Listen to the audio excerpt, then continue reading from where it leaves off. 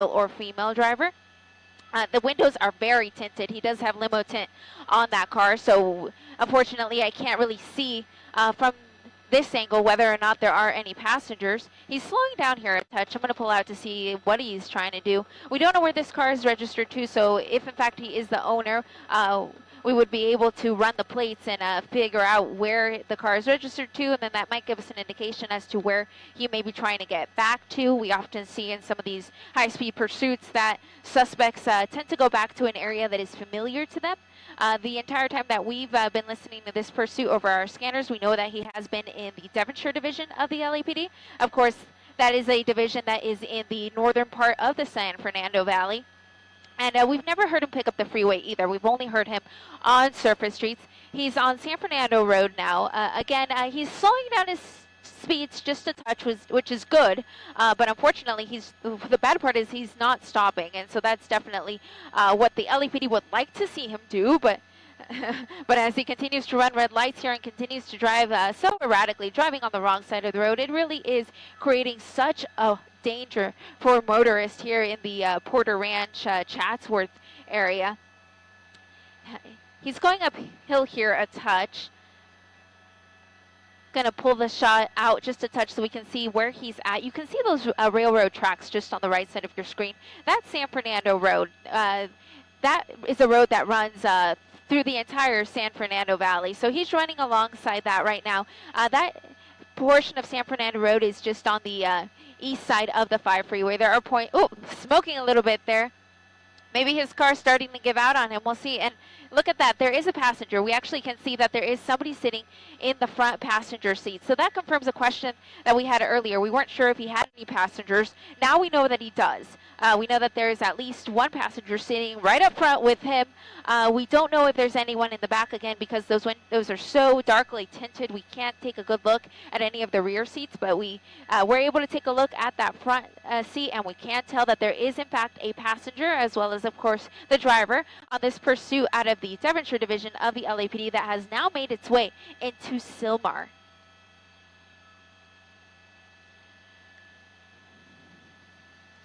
Okay. Whoa, gosh. It's so dangerous. He keeps running these lights, keeps driving on the wrong side of the road, high speed. That was Glen Oaks that he just passed. He's currently on Polk. Polk is actually a street that will take him up to the 210 freeway if he continues heading in this easterly direction. If he does decide to pick up the freeway, that will be the first time that we do, in fact, see him take the freeway. We've only seen him on surface streets this entire time. Again, we're still working on getting what the WAN is on this vehicle. Straddling that center lane there. He was coming up on a little bit of traffic there on Polk and decided to take that center lane. Oh, wrong side of the road here. Oh. Making a turn here. I believe this is going to be Foothill Boulevard. He's going to pass right under us, so you will see the car go right under us, but we'll get it back for you in a more ideal shot in just a moment. You see it there coming back out and continuing, yes, on Foothill Boulevard. Foothill Boulevard through this stretch of the San Fernando Valley actually runs adjacent to the 210 freeway. Northbound Foothill from us. Oh, he just clipped that car. Oh, gosh. Feel bad for some of the people that are in this guy's ways, because clearly he does not care about anyone but himself. He just hit that car as he was continuing on Foothill Boulevard. Again, he's just under us for a sec. We're going to move the shot. And as you can see, as we move the shot there, we can see that there are, in fact, cruisers directly behind him. And we also see that he just passed over the 210 freeway. So now he's on east of the 210 freeway. Again, a residential area. He has been on the residential area the entire time. This is a slight uphill drive for him, just past Gladstone, continuing on the surface streets here. I'm trying to get it for you. It's either going to be Sayre, possibly Sayre, perhaps Hubbard. I'll get you a better cross in just a sec. I think it's Sayre. It is in fact Sayre, continuing. Of course, not stopping for any stop signs, not stopping for any red lights. This kind of seems to be a slightly more congested residential area. It seems like there are a lot of cars parked along the street. Notice some pedestrians out and about on this hot Thursday afternoon. Again, not stopping at any of these stop signs. It is really so dangerous. So I really hope that if anyone lives in this area and is listening to our broadcast, just stay inside, because this guy is really just creating havoc on the streets here. Just off of the 210 freeway, off of Sayre. That's just east of the 210 freeway. He's not too far from Los Angeles Mission College, but he's actually getting away from that right now. He's starting to make his way a little bit to the north. So in this case, he is running north. So he is running parallel with the 210 freeway as if he were going to head up towards the Newhall area. So it seemed like that street just came to an end there. So he was forced to take a southbound turn here on Astoria, I believe.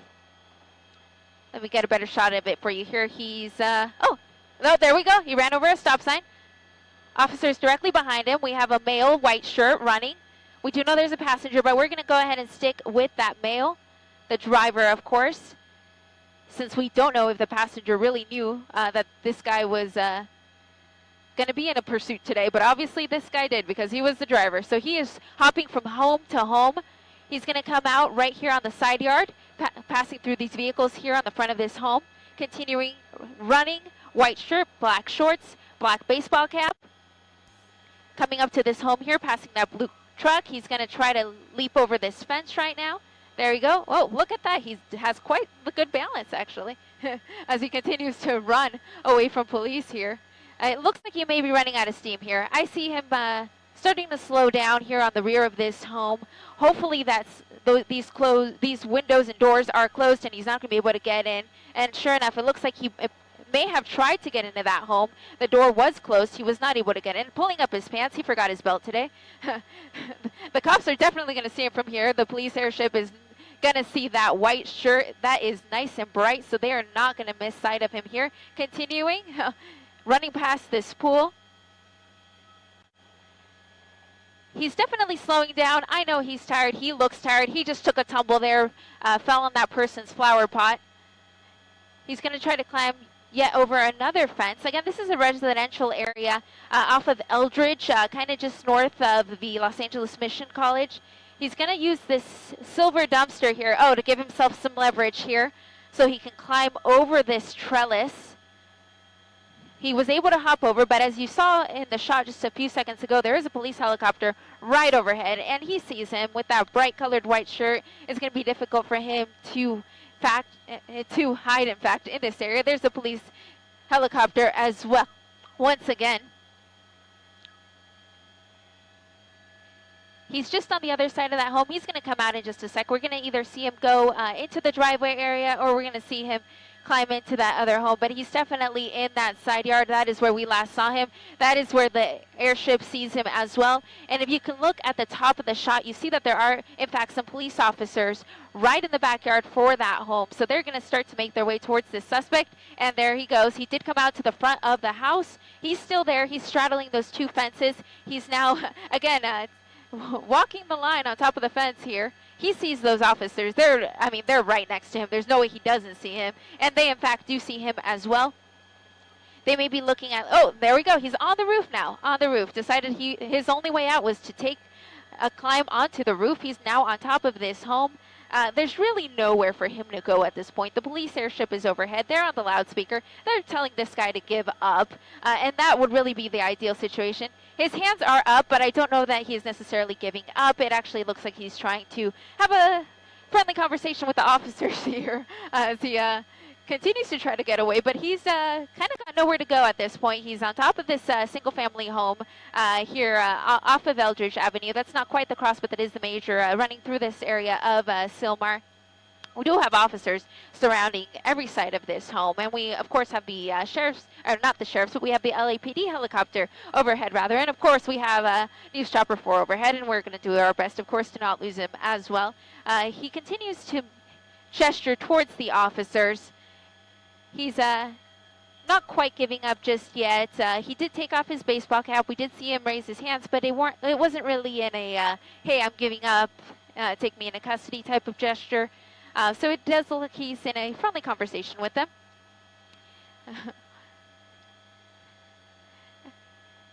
And, of course,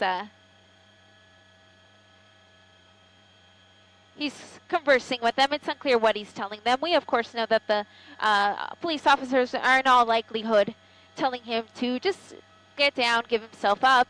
But of course, he ran from the cops for a good little while. We saw him do a lot of crazy maneuvers on surface streets, running a lot of red lights. He did hit other vehicles in the course of that pursuit.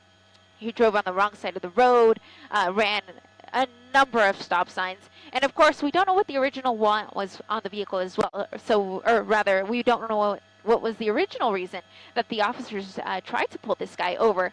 So that may be the reason why he's not giving up at this point. But we're going to take a close, or keep a close eye on this rather, as he continues to taunt the police here on top of this roof.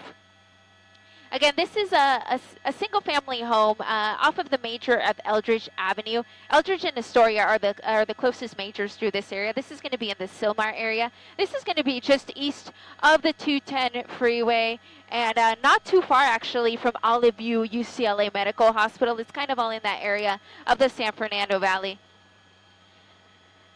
I'm going to brighten up my picture here just a touch so we can take a better look.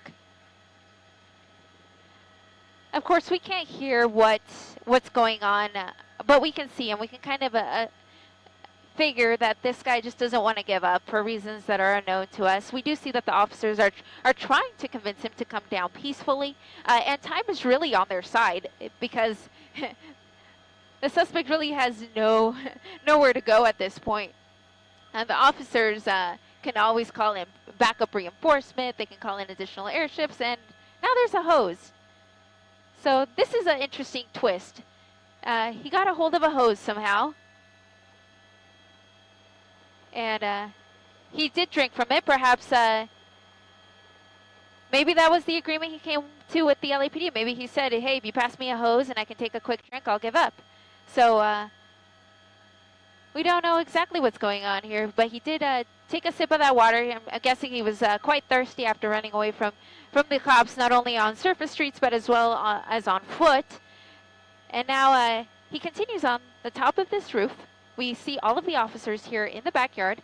Oh, and now, okay, I'm going to pull this shot a little wider because just saw something that I think we may not want to show you. And so we're just going to keep a wide shot here. We'll continue to monitor it from afar here. Okay, we're not streaming. Great. Gonna keep a. Let me see. Hey Jack, since we're not streaming, do you want me to zoom in?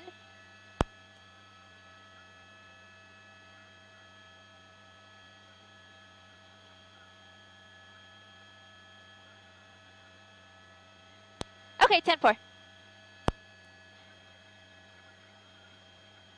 Okay, so we're gonna stay about this wide. I was just in conversation with our assignment desk just to make sure that we weren't showing anything that we didn't want to show you. But we've kind of come to a conclusion that we feel comfortable showing you kind of a medium shot of what the suspect is in fact doing on the roof. There was a point when he did have a garden hose, and that did scare us up here for just a moment. It seems like he has given up on using that, so that is no longer a factor as far as we can tell. So we're just going to keep a wide shot, semi-wide shot here, medium shot, to continue to show you what's going on here in the Sylmar area. Again, this was, again, the Devonshire division of the LAPD that was originally in pursuit of this suspect. We saw him in his gold, what I believe was a Ford mini SUV. And this was a pursuit that went on for at least 20, 25 minutes on surface streets. We never saw him get on the freeway. But while that pursuit was taking place, we did see him make a lot of erratic movements on surface streets. He was running red lights. He was running stop signs. He did hit other vehicles. Okay, we're going to just widen out the shot just for a second.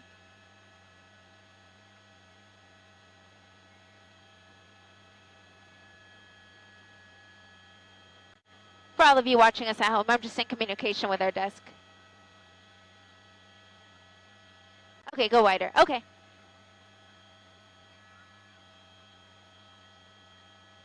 Okay, 10-4.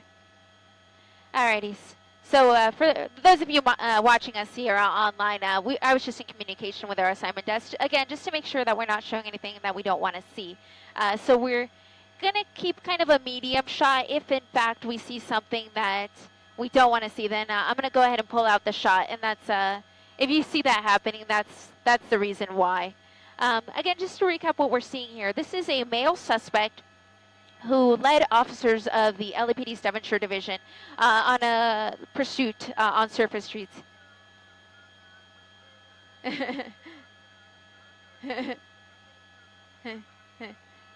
Thank you. So again, we just pulled out the shot for just a sec. There was just something going on we didn't quite want to see. So I believe we can zoom back in here just a touch, see what he's doing now. He is sitting down now on the roof. Again, this is a single-family home in the Sylmar area, just off of the 210 freeway. The majors through the area are Sayre, Aldridge, Astoria, Polk. So all of those are streets that run here on the east side of the 210 freeway in the Sylmar area. And this suspect that we have here on the roof, still don't know exactly what he was wanted for, other than, of course, being in a police pursuit that led officers on a pursuit through the streets of the LPD's Devonshire Division, as well as the Mission Division, which is where we're at now.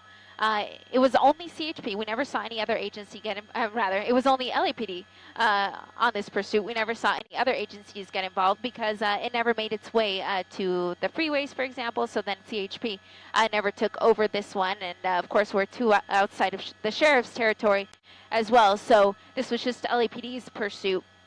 And we do know that there was a passenger.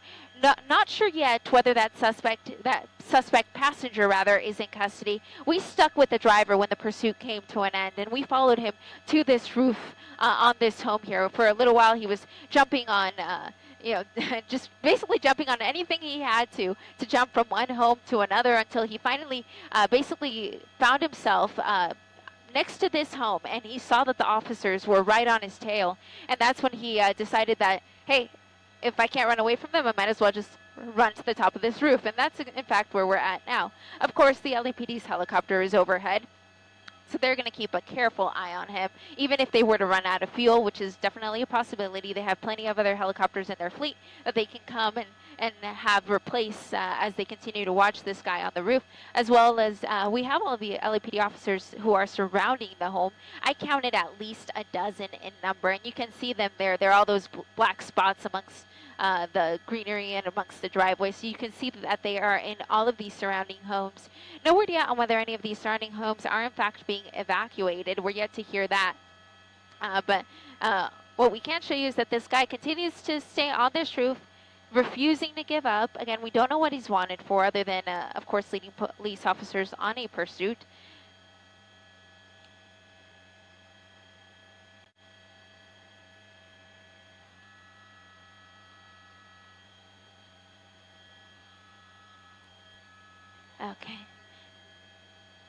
Okay. Sorry about that. Zooming back in here, just trying to get some more information here as to perhaps what this guy is wanted for, and just to confirm that, in fact, his passenger is in custody. Starting to see that the night sun is starting to shine on this guy. So the police helicopter overhead is using his night sun, which is a very powerful light on the helicopter to light this guy up. But, I mean, we can still see him even without it, because he's wearing that nicely bright white shirt. So it was actually pretty easy to keep up with him as he was running from home to home, just in fact because he was wearing that white shirt. So that helped us up here in News Chopper 4. Haven't been able to take a good look at the suspect's face or anything like that. He is wearing that baseball cap, which does obstruct our view of his face. But we can see what he's wearing. He's wearing a black set of shorts, a white shirt, some jeans, and of course that black baseball cap. We see him approach the officers again. Perhaps this is going to be it. Let's see. Perhaps he's decided that he's had enough.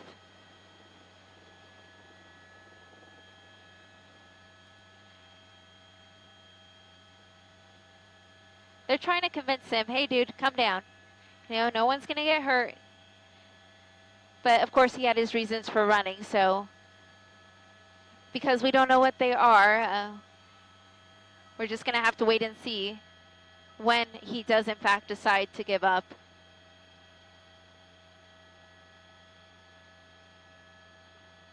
You can see that officer is just trying to talk some sense into him, just telling him to give up, to just come down.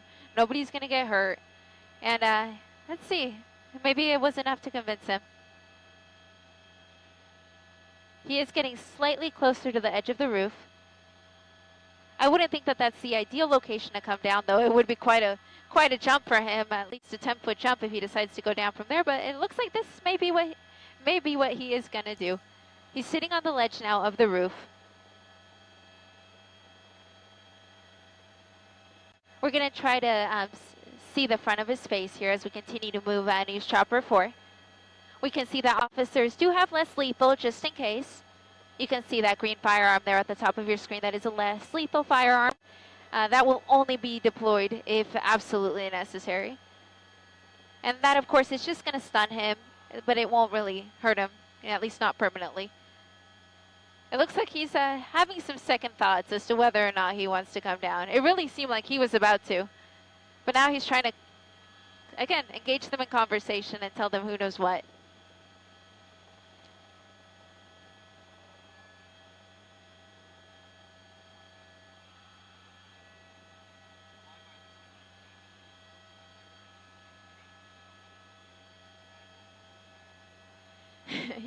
You can see the officers are like, come on, dude, just come down.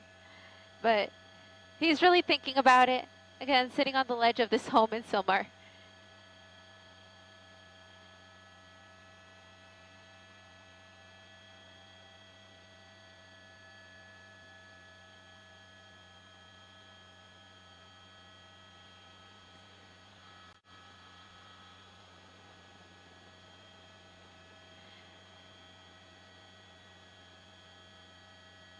Again, for all of you just joining us here from News Chopper 4, this is this standoff here on this roof is a result of a police chase that started, I'm guessing, at least half an hour ago now at this point, that started in the San Fernando Valley in the LAPD's Devonshire Division. It was a gold Ford vehicle that was being pursued. This was the driver, this male that you see sitting now on the roof. There was also a passenger. Unclear whether that passenger is now in custody. When the police pursuit came to an end, we stuck with the driver, and then we saw him jump from home to home to home, trying to evade police, trying to get away from on foot rather, until he finally came to an end here at this home in Sylmar. That's when he climbed on the roof, and he's been up there ever since. There were some interesting things that happened while he was on the roof. One of them, which was he got a hold of that hose somehow, did take a couple sips of it, and then was using it for other purposes that we won't talk about here now. But he eventually threw that back down, and he's been moving towards different sections of the roof as well. He's been sitting down, he's been standing up, he's been motioning the officers. He's finally sitting here on this ledge directly next to the officers that are in the backyard. They've been trying to talk to him, trying to convince him to come down peacefully. He's been trying to talk to them as well, but it's unclear what he's been telling them. And that's basically where we're at now. Again, this is a home in Sylmar off of the 210 freeway on the east side of the freeway, closest to the majors of Eldridge, Astoria, Sayre, Polk. So all of those are major streets that run through this area of the city of Sylmar. We again don't know what the suspect was originally wanted for, other than, of course, fleeing. We did see that during the course of the pursuit, he was driving very erratically. He actually was driving on the wrong side of the road more than he was driving on the right side of the road. And he was also running red lights. He did, in fact, hit at least one vehicle. We did see that. And he, of course, ran a lot of stop signs until the car actually collided with a stop sign. And that is what finally brought this chase to an end. That is when the driver ran away on foot. As to what happened to that passenger, again, we're not quite sure, because we did stick with the driver and followed him as he hopped from home to home until it finally all came to this particular home. It's a blue colored house with a gray roof, a single family home that now is completely surrounded by officers in every direction. And of course, we also have the LAPD airship overhead, so that airship is definitely not going to lose sight of this guy, especially since he's on the roof. It's actually an easy shot for them. He's not hiding in the bushes or anything like that, so it's there's nothing obstructing their view of him. So time is on their side, so the officers really don't need to do anything drastic. They can literally wait for this guy just to decide that he's had enough. He's gonna get hungry eventually. He's gonna get thirsty. And, I mean, he's got the advantage that it's not going to be too cold tonight. So if he decided to spend the night up there, he could probably do it. But he'll probably get hungry. He'll probably get thirsty. And that's probably why he's going to give up. We hope it's sooner than that, though. We hope that he just realizes that that this is enough, that he should just give up peacefully and safely and have this all come to an end.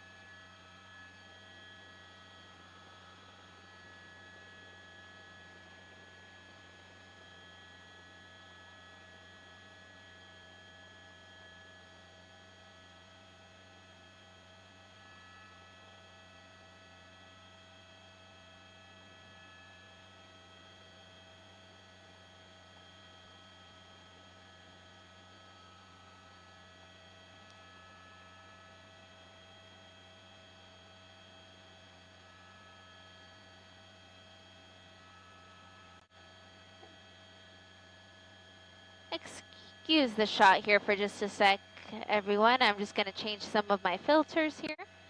That was just a quick filter change that I had to do. But now we are back in business.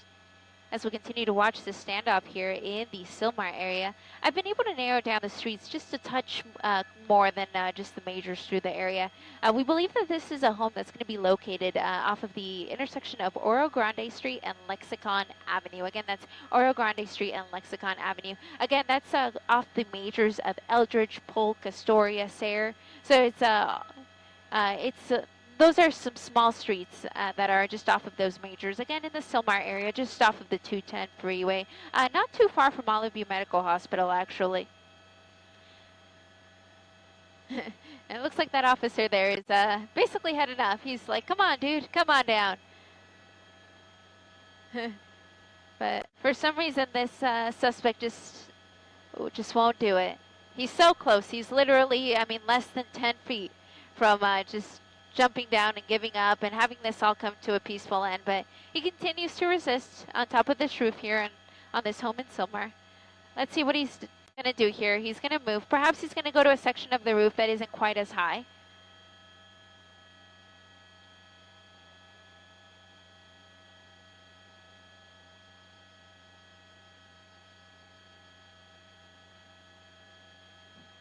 He's saying something. Of course, we can't hear that from up here in News Chopper 4. We can only see what's going on.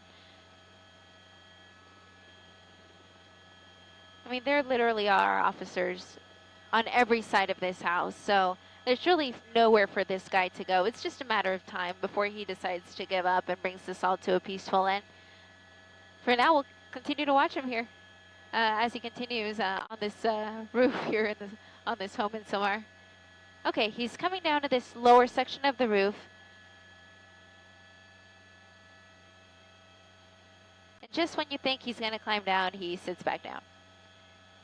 Let's see.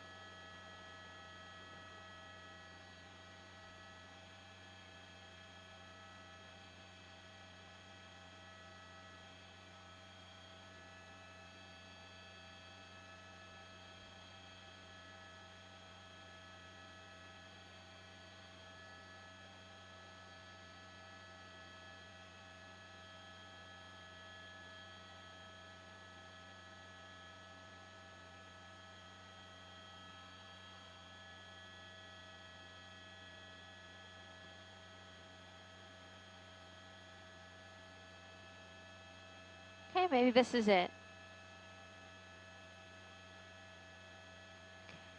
Getting close to that patio ledge.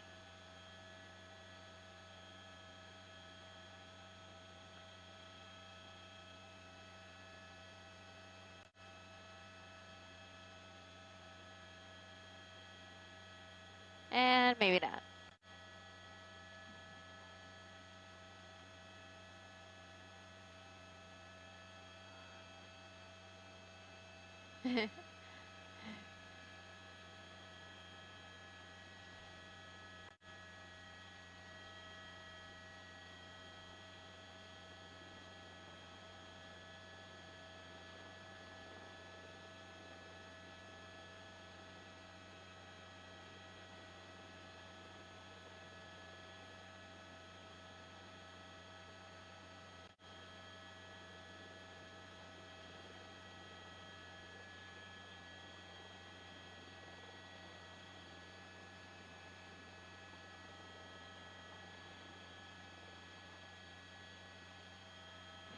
So we're hearing that this may possibly be a kidnapping suspect.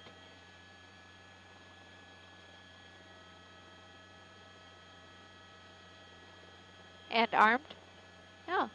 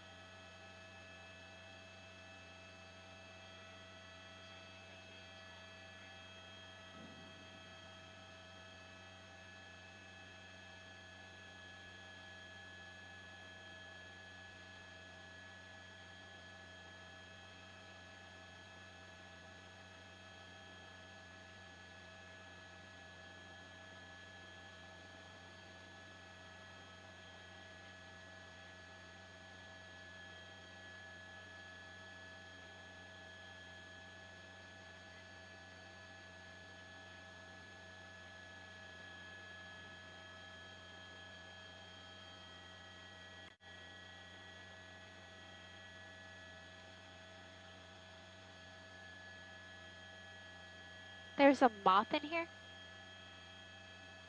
A moth.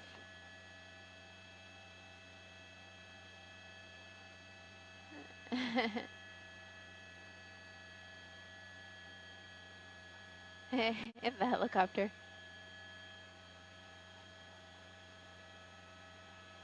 Oh no.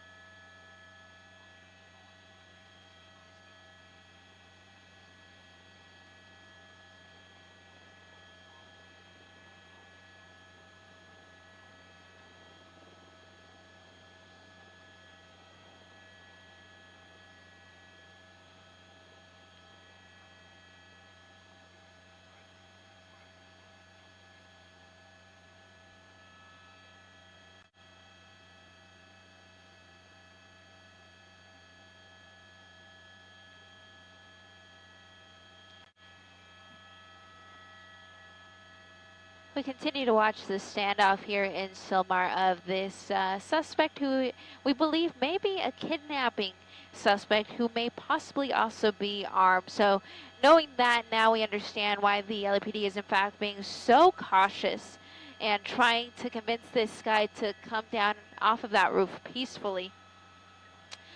This was a suspect that led officers on a pursuit through the LAPD's Devonshire as well as Mission divisions. He was in a gold-colored vehicle, possibly a Ford. He did have a passenger with him as well. No word yet on what happened to that passenger after this pursuit came to an end. We stuck with the driver. During the course of the pursuit, the suspect, he may be, just saw him raise his hands. I thought, I'm going to pull the shot out just for a second. Just saw him raise his hands there. We thought maybe he was giving up, but then things started not to look too good there. So we just decided, out of the abundance of caution, to just pull the shot out a little wider.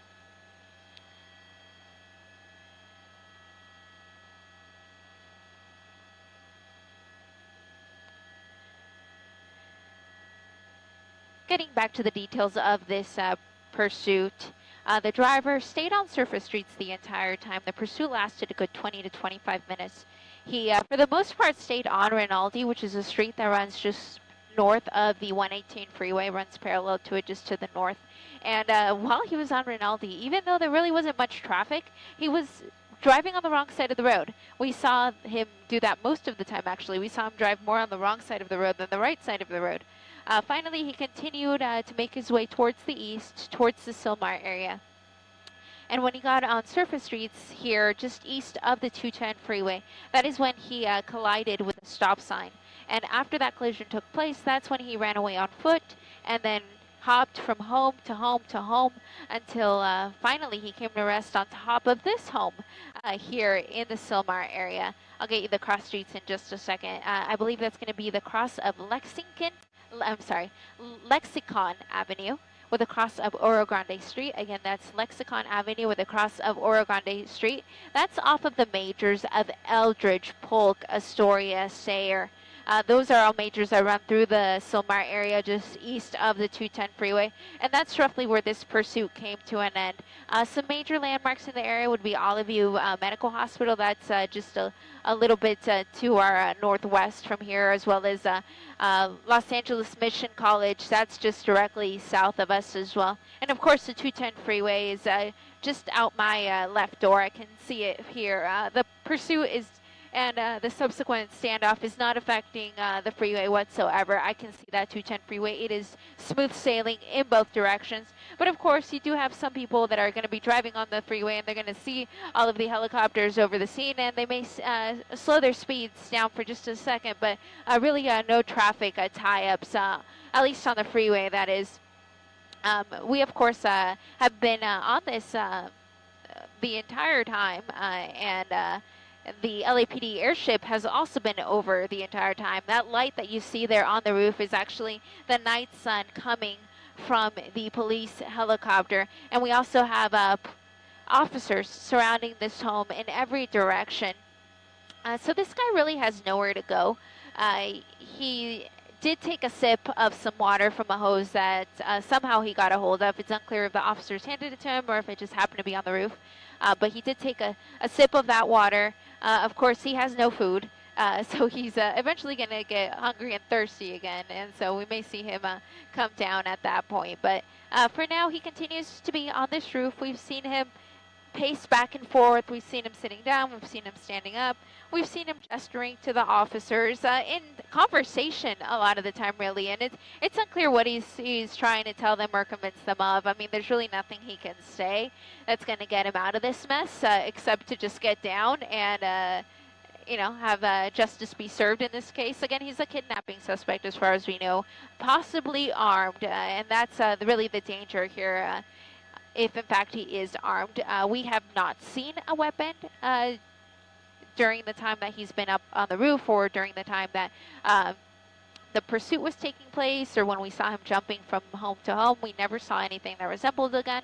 Another interesting thing is when I've covered standoffs like this on roofs before, something that I always kind of laugh at is that you always see the suspects on their phone, always, on their phone texting or whatever, who knows what. In this case, we haven't even seen him pull out a cell phone, so it's unclear whether he has access to one from the roof. The police could send him one if they wanted to communicate with him, but they're so close, they don't really have a need for that. So in this case, they can continue to talk to him, try to convince him to come down from this single-family home here in the Sylmar area. But so far, he is continuing to try to convince them otherwise, trying to talk to them and tell them who knows what. And we'll continue to watch this for you.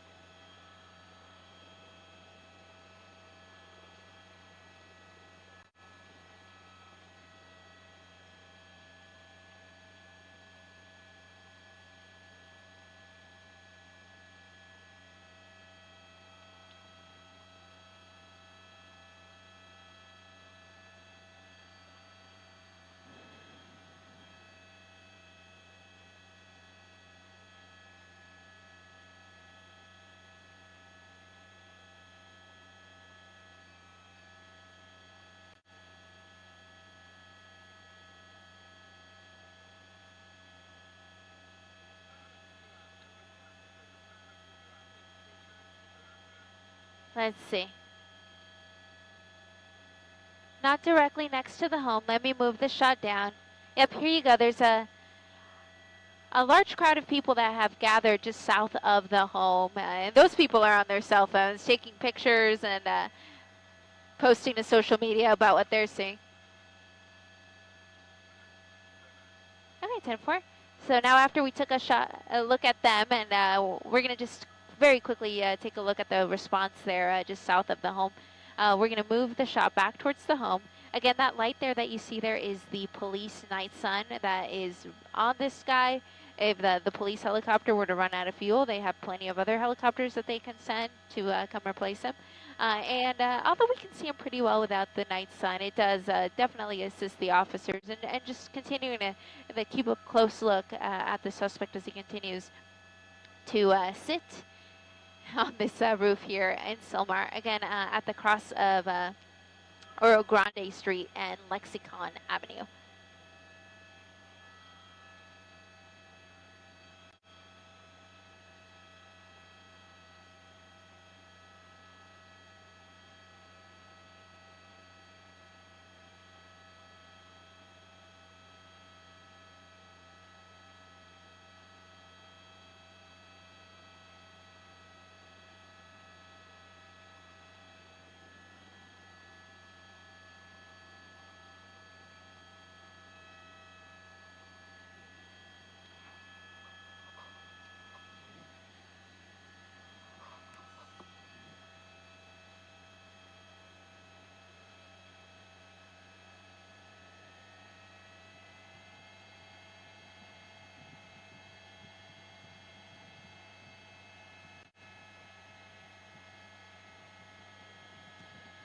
Okay, back on the move.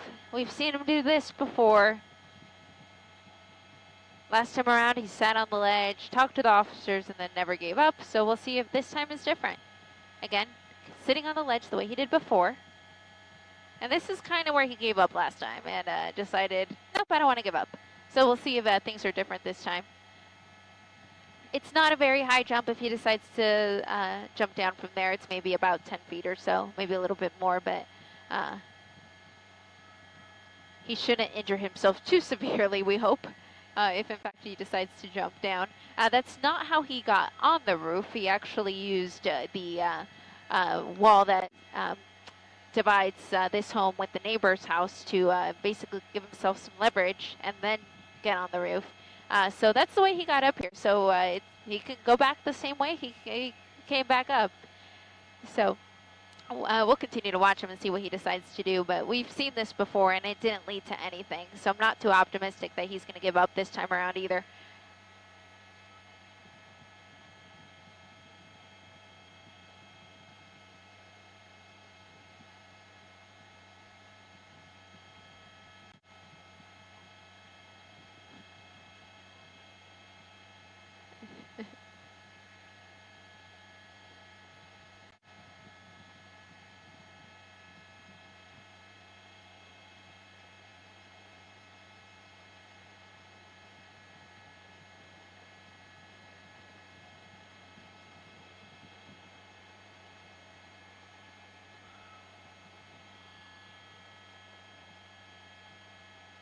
And sure enough, he decided he does not want to give up.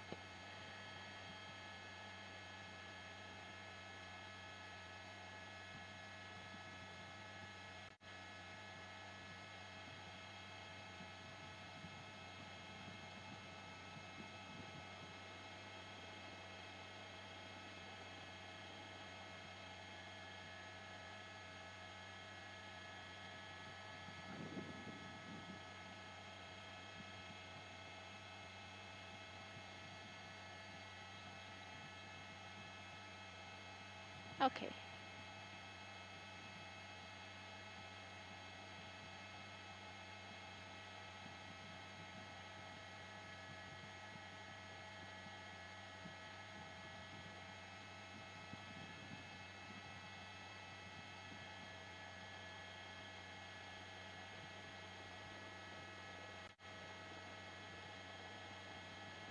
Okay, he's going to perhaps try this side of the roof.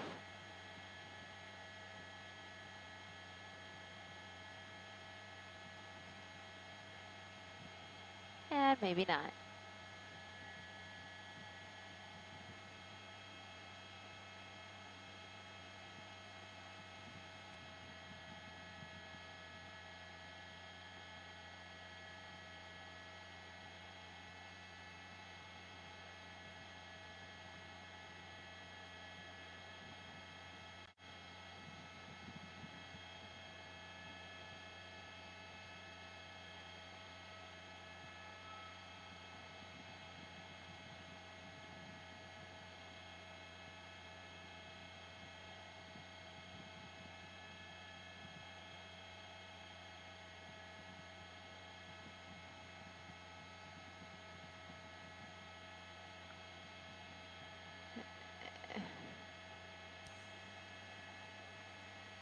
Yeah.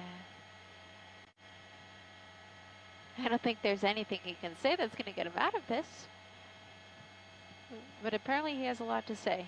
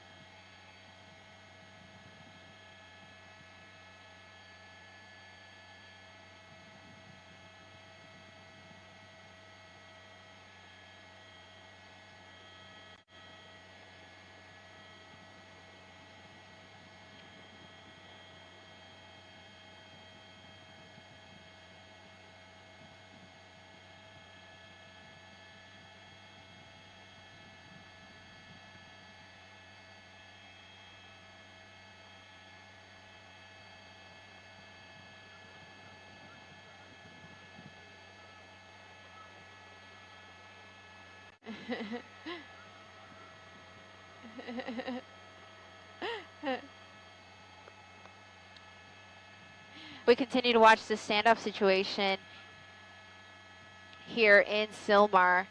We have a male suspect on top of a single-family home here in the Sylmar area. This is east of the 210 freeway, off of some relatively small residential streets, Oro Grande Street and Lexicon Avenue. That's off of the majors of Eldridge between Polk and Astoria. This suspect that we see here on the roof is possibly a kidnapping suspect. We also understand that he may, in fact, be armed. So the LAPD is taking every precaution as they try to apprehend him as he continues to basically refuse to come off of this roof. This is a relatively small home. It's a single-family home. My estimate would be about 1,500 square feet. It's a home right at the corner of Oro Grande and Lexicon Avenue. He ended up on this roof after leading officers of the Devonshire Division on a pursuit on surface streets through the San Fernando Valley. He never hopped on the freeway. He stayed on surface streets, but boy, did he stay on those surface streets. He was driving very erratically the entire time, driving on the wrong side of the road for a good portion of that time, running red lights, running stop signs. We did see him clip a vehicle. No word yet on whether any injuries were sustained by the occupants of that other vehicle when that did in fact occur. We also do know that there was a passenger in the vehicle with the suspect. No word yet on whether that person has been apprehended. When this pursuit came to an end after the suspect crashed the vehicle, a gold-colored vehicle, into a stop sign, we stuck with the driver when he fled on foot. And the passenger was still in the vehicle when we last saw. But of course, that passenger is either ran away on foot as well or is now in police custody. We will work to get you that information. We stayed though with the suspect, and he hopped from home to home to home, climbing over walls. He broke somebody's flower pot. We saw him try to get into a home, but fortunately that person or the homeowners of that home did have their doors and windows locked, so he was unable to do that. It was at that point that he continued hopping from home to home to home until finally he came to rest at this home. And he was on that cinder block wall that you see there when he realized that he had nowhere to go. He could see officers in every direction, and that's when he climbed up on this roof, and he's been here ever since. It's been almost an hour by my estimate that we've been overhead watching him. We did see him do some interesting things while he was on this roof. He did have to use the bathroom. He also somehow got a hold of a hose. It's unclear to us exactly how that happened, but he got a hold of the garden hose, did take a couple sips of water of that, and then tried to use it in ways we won't necessarily describe. But he gave up on that and eventually threw the hose back down and has been on this roof ever since. He's been moving around on the roof. He's been walking, he's been sitting, he's been motioning to officers. He's been in conversation with them for a good portion of the time. What he's trying to tell them is unclear to us from this vantage point, but it has been a very animated conversation on his behalf. We've also seen the officers talk to him, and we can almost guarantee what they're telling him, which is, hey, give up. We want to put a peaceful end to this. But what he's telling them is unclear. There's really nothing he can say that's going to get him out of this, without him going to jail tonight. And eventually, that's where he will end up. He can't stay on this roof forever. He's going to get hungry. He's going to get thirsty. He won't get too cold because it's not expected to be too cold overnight. So that's not too much of a concern. But he will get hungry. He will get thirsty. There's free food and drink in jail. And so he might be looking forward to that after being up here for such a long time. And then, just all of the energy that goes into running away from the cops, not only in your vehicle, but then on foot and climbing from one wall over to the next one. I mean, he's got to be tired. And so jail may start looking like a pretty good place for this guy when he finally does, in fact, decide to give up. Again, on the roof, possible kidnapping suspect in this standoff here with LAPD officers. Only LAPD. We know that he's now in the mission area of the LAPD's jurisdiction. So although we know that it was Devonshire officers in pursuit, mission officers may also be here assisting, as this is their area. They're going to be more aware and more knowledgeable about the streets that run through this area, should he somehow manage to get off this roof and run away on foot. But really, that's almost impossible. He's got the airship overhead, but that's where the light is coming from. We do see him there putting his hands behind his back, but You know, we've seen him do that. We've seen him raise his hands a couple times, and it doesn't really lead to anything. Oh, what's he gonna do here? Okay, he's climbing on the roof. I mean, he could try to squeeze in there. That's not gonna happen. He's a skinny guy, but there's no way he's gonna fit in that fireplace. So it'll be interesting to see what he decides to do here. We've covered a number of stories where we have burglars that try to go through, you know, chimneys and end up getting stuck, and then they have to be rescued. So hopefully that guy knows that it's not really as easy as Santa Claus makes it look. So we're hoping he does not decide to use that chimney in any way. We've seen him use it just to hide from the officers on the ground, but there's no hiding from the police helicopter. That police helicopter is not going to lose sight of him, even if he were to run out of fuel, which is a possibility after a pursuit that's been going so long. They have plenty of other airships in their fleet that they can send to come replace. And speaking of fuel situation, we're just going to take a quick look at our fuel situation here for News Chopper 4. Just under an hour of fuel for News Chopper 4.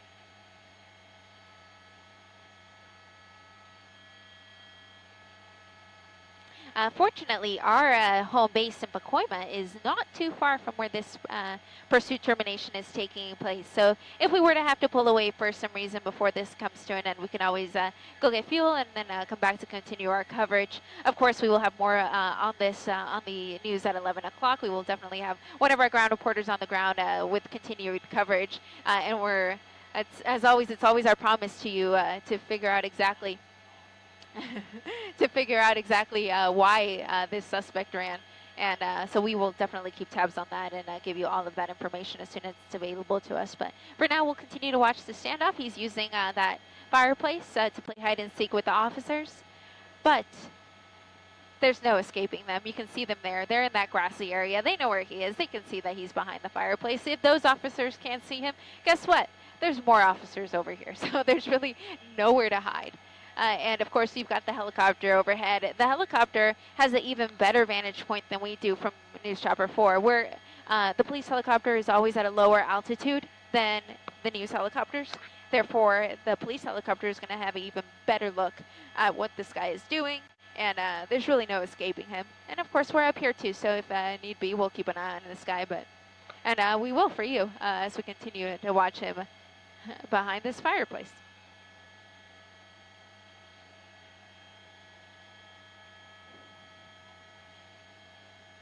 Oh, really?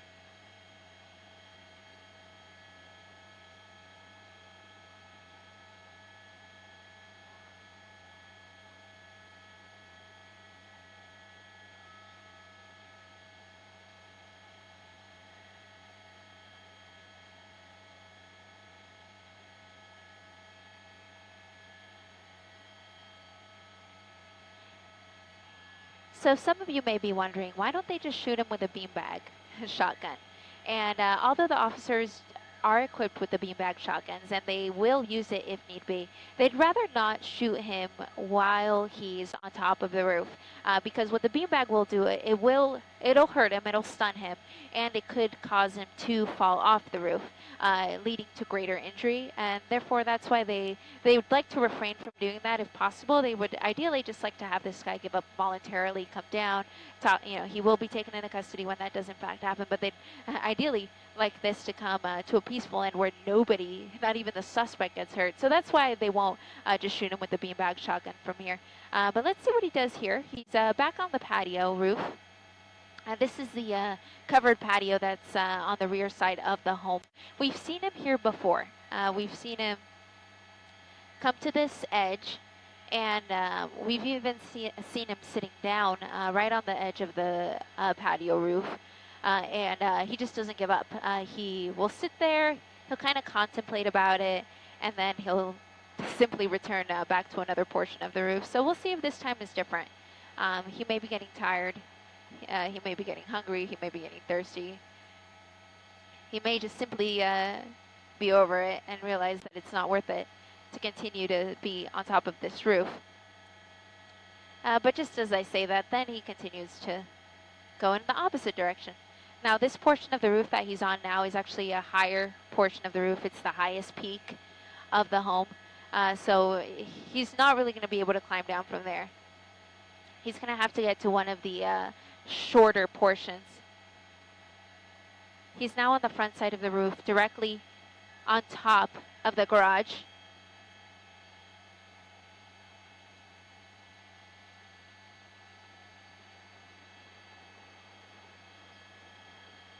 We've seen him raise his hands a number of times, but it seems like it's just to, show some sort of hand signs rather than, hey, I'm raising my hands to give up.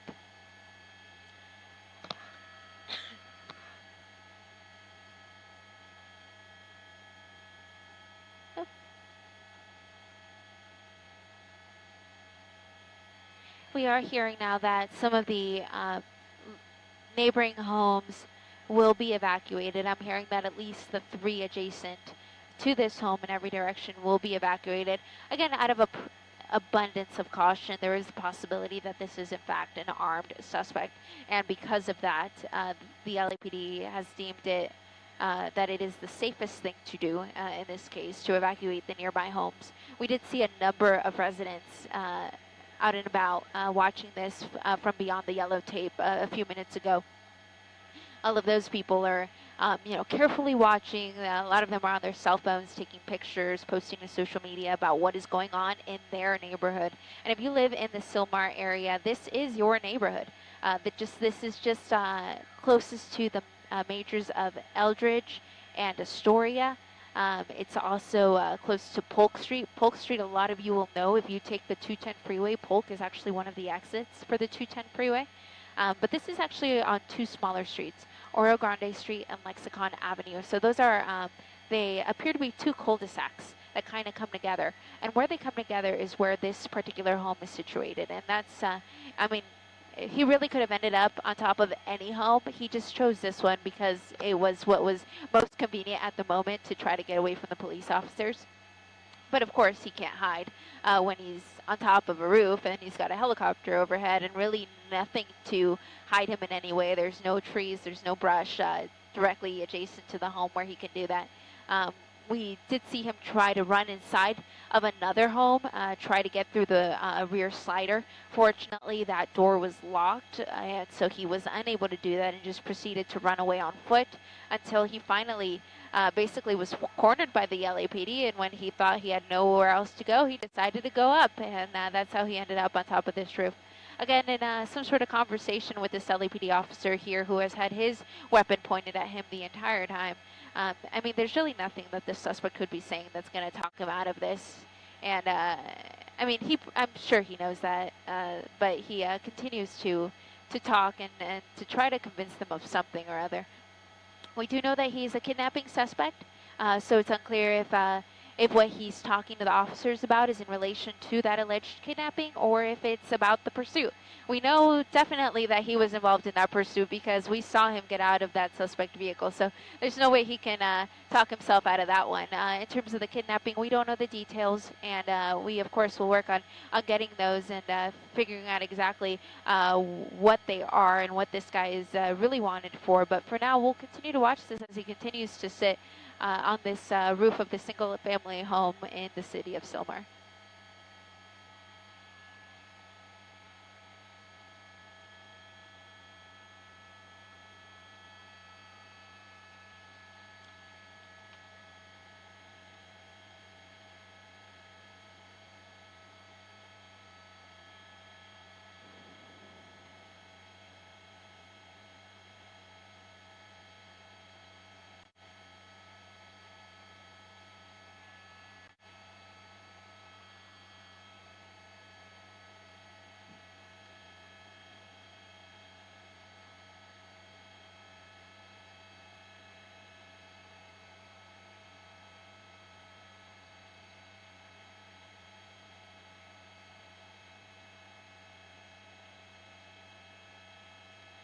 Oh, yeah, that.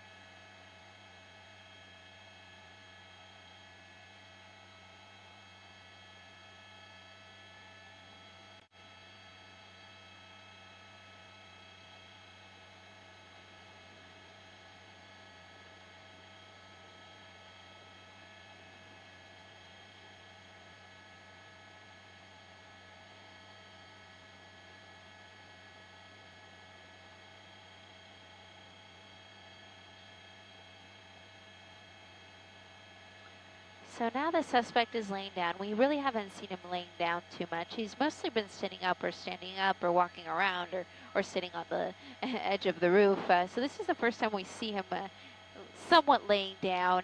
So perhaps he is getting tired. And just as I say that, he sits right back up. He's been conversing here with this officer. We've seen him talking to this officer in particular for a little while. But there's really no way to talk himself out of this. I'm going to pull the shot out for just a sec so you can get an idea of what portion of the roof he's on. He's basically on the north portion of the roof. This house actually faces to the east.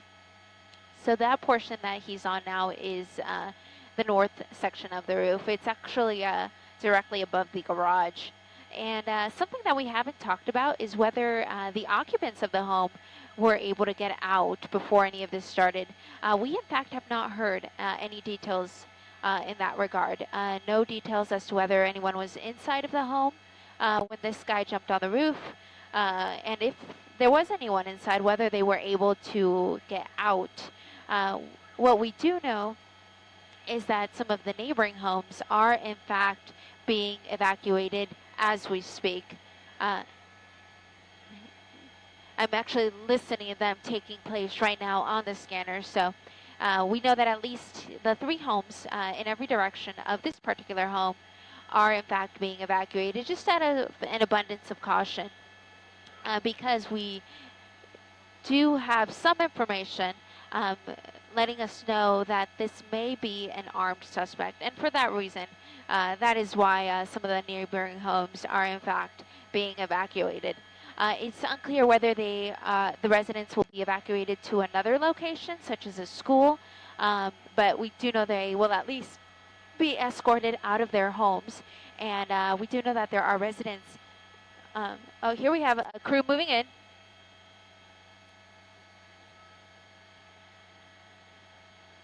So that was really interesting. We had that one officer who was talking to the suspect, or that the suspect was talking to that officer, and we just had a couple of other officers move in.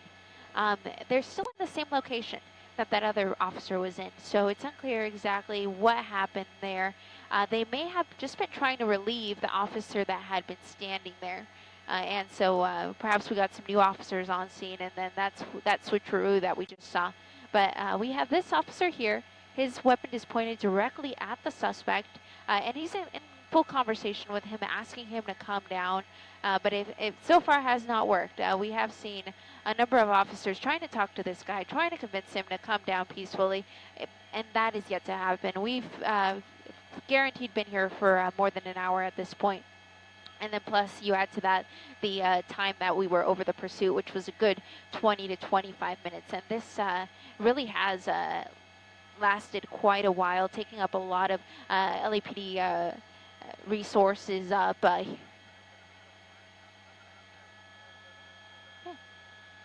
So I'm going to go ahead and move the shot here for just a second. We are getting word that there's a fire truck arriving on scene, just for some purpose, perhaps to provide its ladder to help get this guy down. We are not seeing it directly in front of the home at this point. There is a fire truck just to the right, so we're going to move the shot to the right, a little bit up, follow that street to the right. And here we go. Okay, perfect. Thank you. My pilot just guided me to it. I couldn't quite see it out my side, but we do, in fact, have this LA City fire truck, and this truck does have a ladder. And that's really the only reason that I can think of off the top of my head why they would be requesting this fire truck. And it is, in fact, to use that ladder just to provide it to the suspect so that he will be, in fact, able to use that ladder to come down peacefully and safely should he, in fact, decide to do that. We'll zoom back in here, though, on him. He really hasn't moved from where we just saw him a couple, or at least a minute ago. When that fire truck does decide to pull up, I'll pull the shot out wide, and we'll be able to see them position the ladder. And they may just position it there. They may just set up the ladder and just leave it there. Leave it there for whenever he decides that he's ready to come down, he'll be able to use it to get down so that he won't have to jump down. It really isn't a a high jump off of the roof if he's at one of the lower portions of the roof. If he's at the peak, it definitely is a high jump. But if he's on any of these edges here, it really isn't too high of a jump if he were to jump off. But where he's at right now, that is a high jump, so we wouldn't expect him to do it from there. It would not be safe for him or anyone involved.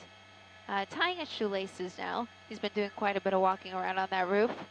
Probably got untied.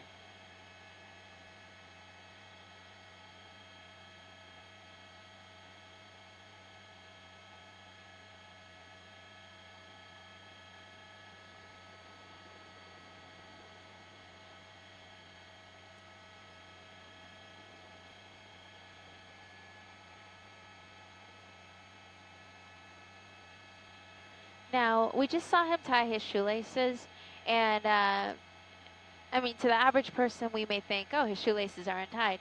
But the officers are actually taking that as an indication of something else. They believe that he may be tying them because he's ready to run for it, and he wants his shoelaces to be tied for that reason.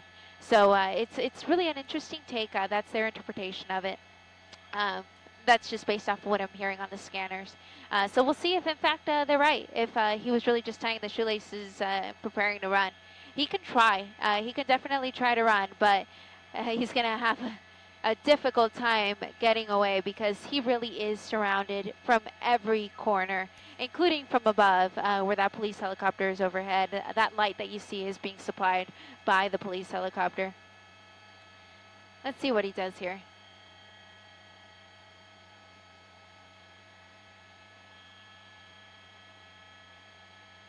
They're afraid he may try to jump from one roof to another. That's a concern that I'm listening to them say now.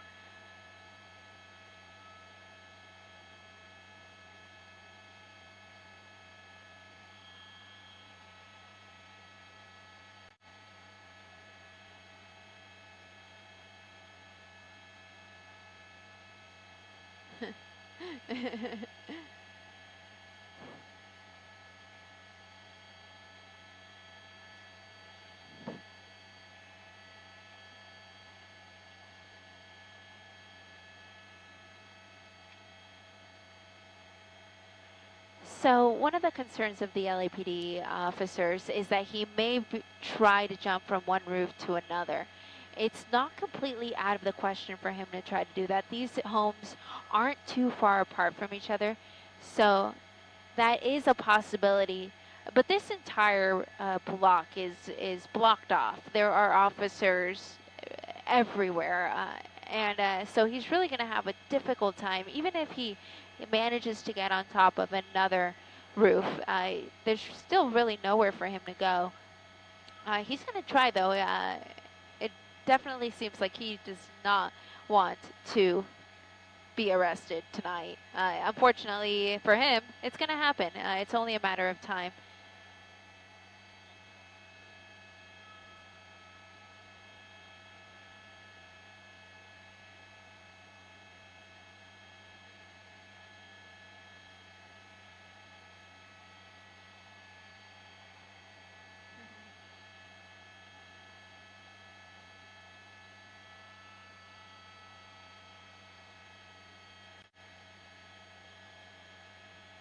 You gonna get some what? Oh, thank you.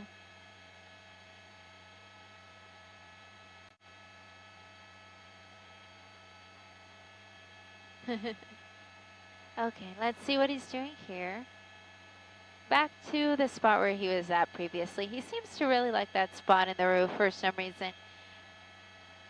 Why? Not sure. There's really nothing special about that portion of the roof except that it does slope down a touch, which does in fact make it a little lower than the higher peak on the roof. So, I mean, that's really one of the only things I can think of as to why he really likes that position, because, I mean, he has officers staring him right in the face at that spot. I mean, anyone else, I think, would just be scared and would, you know, would want to give up, you know, would want to clarify things and then clear things up. And if in fact he, you know, he didn't do the things he's accused of doing, but he just doesn't want to go into custody, and that has been very obvious to us. He has had multiple times multiple opportunities to give up. We've had officers in full conversation with him, just trying to convince him to give up. You have the police helicopter overhead on the loudspeaker asking him to give up as well, but he is just not heeding to their request. And I mean, he can't stay up here forever. He's going to get hungry. He will get thirsty. To his advantage, it won't be too cold tonight. The temperatures won't drop significantly. So if he were to stay up here overnight, heat and cold, it really isn't a concern. But of course, he doesn't have water up there, and he doesn't have food. So eventually, you can't live without either. So he's gonna have to give up eventually. And the officers are willing to wait. If the time is really on their side, they don't have to force him down. They don't have to shoot him down with the beanbag shotgun. They can simply wait. They have plenty of officers. They can bring in officers from the next shift. They can bring in an additional police helicopter when this one runs out of fuel. So there are so many other police and fire resources that can come in and replace the ones that we have here now and just wait this guy out. There's only one of him. There's dozens of them.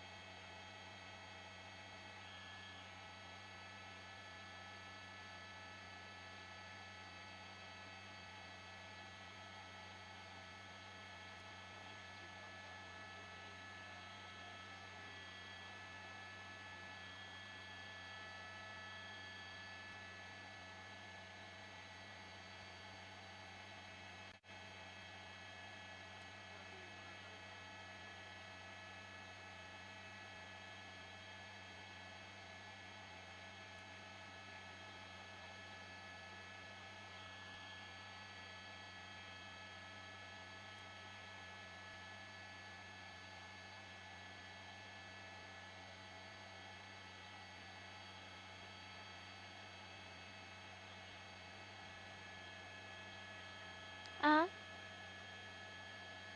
Yes.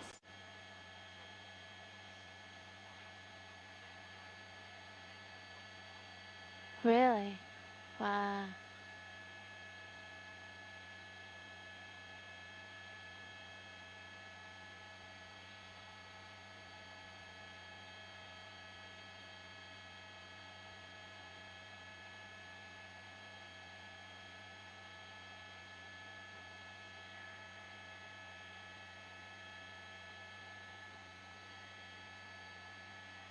So I've been able to gather some additional information on the police scanner. And one of our concerns, or one of the LAPD's concerns rather, was that this suspect, who is an alleged kidnapping suspect as well as a pursuit suspect, we know that for sure, one of the concerns that they have is that he may be an armed suspect. The officers have yet to see a weapon. However, the suspect has told them that he does have a Glock handgun.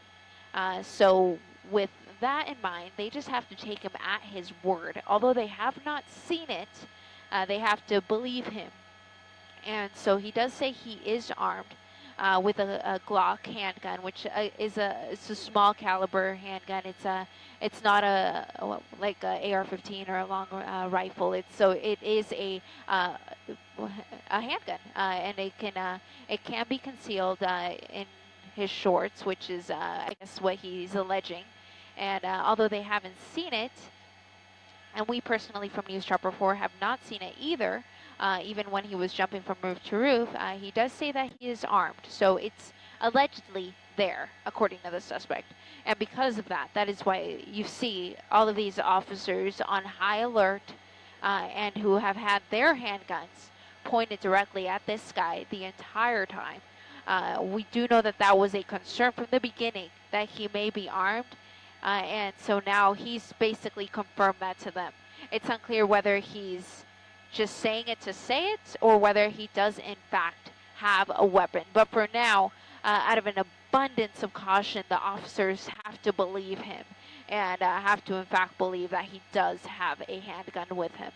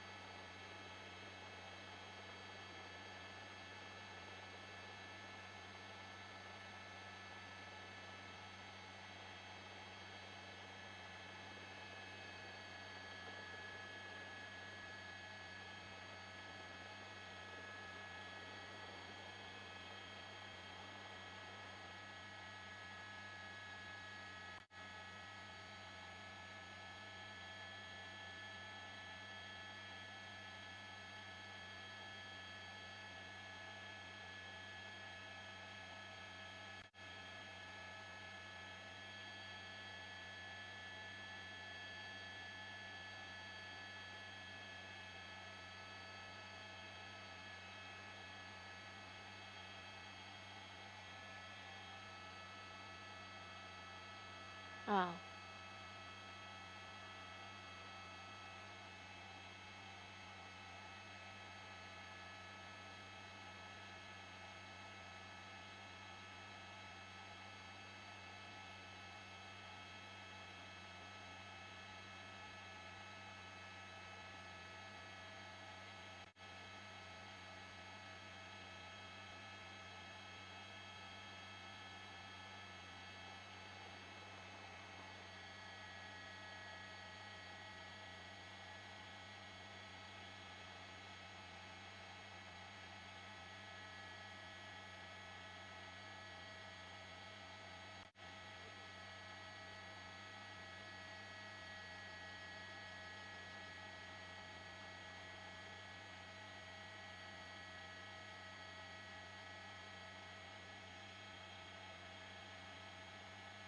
Can you repeat that for me, Alex?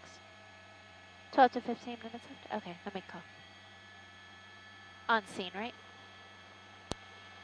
Assignment desk from KNBC 1. We have 12 to 15 minutes left on scene. That's 12215. 12 to 15 minutes.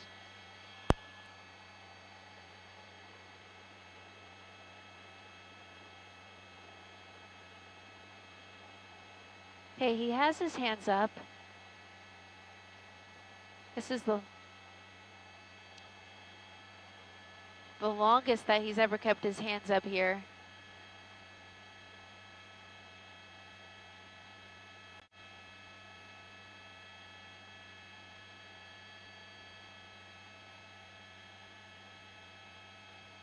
He has his hands up. This is the longest that we've seen him with his hands up. And just like that, he puts him back down.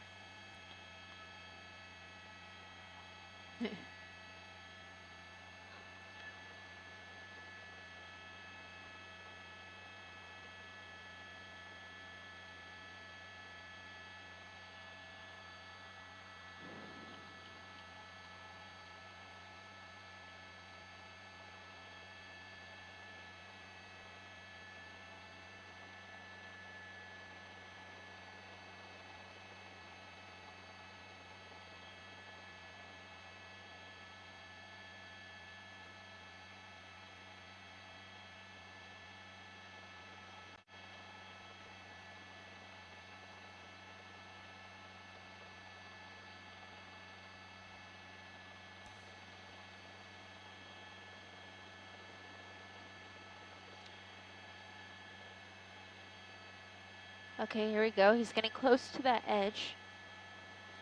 This is the front of the house. This is going to be just off of the garage.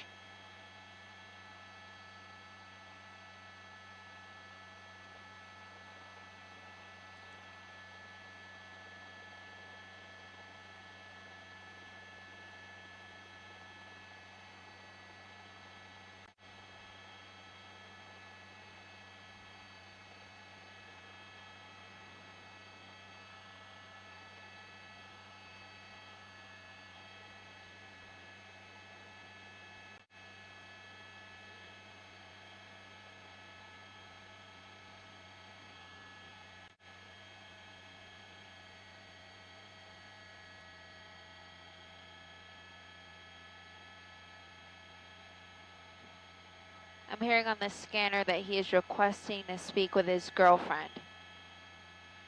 So we'll see if in fact a female does show up. Perhaps that will convince him to come down. The LAPD knows who this guy is. They were able to run his record. And in fact, he does have a long record that includes assault with a deadly weapon, which when they looked at what exactly that deadly weapon was, apparently it was some sort of handgun. So that kind of confirms what he was telling them from the beginning, was that he was armed and that he is armed with a Glock handgun. He just kicked that portion of the roof there. The furnace vent, apparently. Really no reason for it. He just decided to give it a good old kick.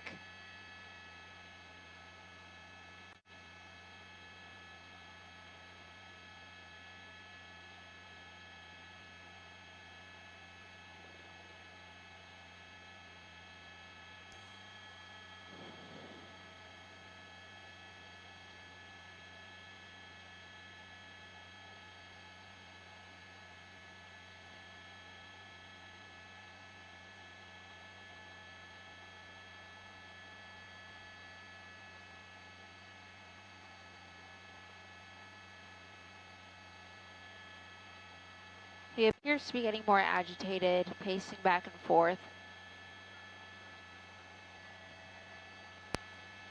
That's 1-0, Jack, 1-0.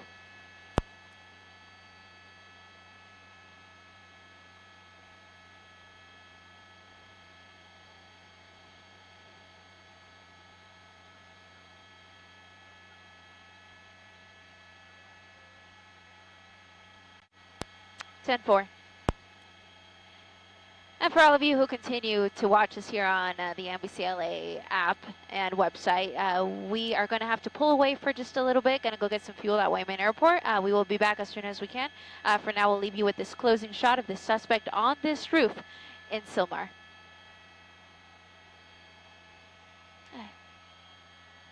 We're clear.